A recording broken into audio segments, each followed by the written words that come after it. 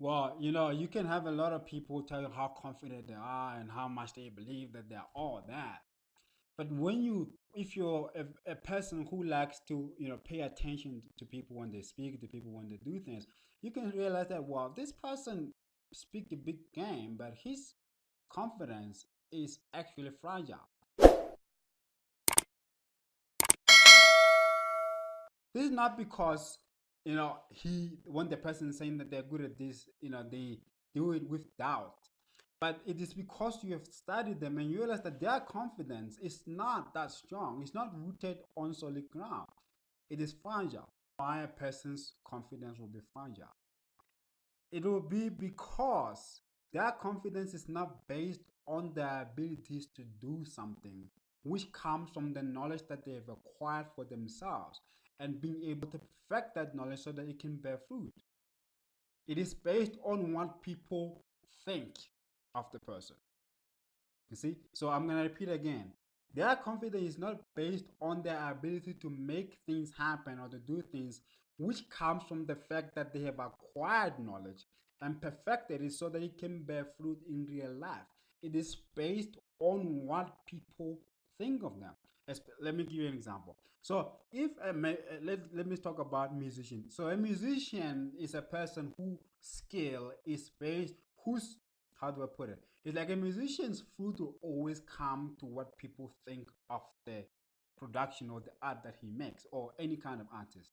So he doesn't believe his confidence is not based on the fact that he's making good music. His confidence is not based on the fact that he's creating good art. His confidence is based on the fact that people are buying his art. Whether or not it's good is all good of good quality. So every time that when one critic say that no, your music is not good, and this critic gives good reasons why it is not good. Let's say I'm a musician, somebody says no, your music is not that good, and then he gives a reason why he's saying that it's not good. He's saying that first of all, in the music that you make, it doesn't make any sense. The rhymes that you're saying, if you're an artist, they don't make any sense. It's just a matter of making sure the words at the end sound the same. But there is no logic in them. There is no quality wording in them. If we were to check the vocabulary of your art, the vocabulary of your lyrics, it is absolutely the vocabulary of a 6 year old. So that means your art is not good. It is based on feeling, it is based on how people feel, or it is based on a certain people who love you. They don't really look at the art that you make, they just love you. Whatever you put out, they'll buy. Even if you were to pull in a pan and give it to them, they will buy it. And then instead of really considering what this person is saying, you start saying that, well, if my music was not that good, it will not be bought by this number of people. So you believe that you're good because people are buying the music. That is not confident. That is opinion of people. It means that you are basing what you think you can do on the opinion of others. Not that you can reason and say that my music is good. Listen to the words that I am saying. Listen to the music that I am passing. If you were to take this album and listen to it 20 years from now, it will still be relevant. People can still take something good out of the music that I've made. Now, your confidence is based on what you have done. Your confidence is based on what you know is useful.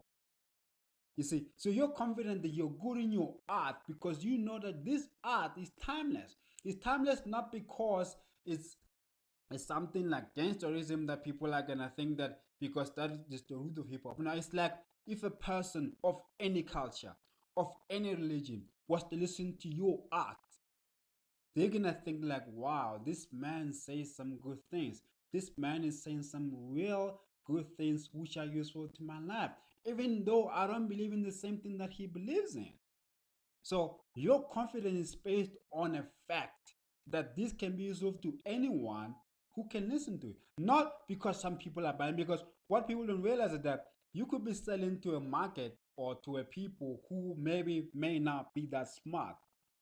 That's why some artists when their fan base grows up, they eventually become obsolete. Why? Because their fan base, when it grows up, can no longer have use for the music that they make. You see, so if he was saying that I'm the best, I'm the king, I'm the best, I'm the greatest, he was not basing it on the fact that the art that he's making was good. He was based on the fact that the art that he's making sells. Sells not because people are getting any value out of it, but sells because there is some emotional attachment to it. You know, this man makes me feel good. But if you were to ask the fan and say, what is it about this music that makes you feel good? So I mean, it's just the vibe, man. It's just vague words like vibe. Vibe is too vague. But if you someone else to say that, man, listen to what this man is saying about a woman, about how a man should respect a woman. That is not vague. It's specific.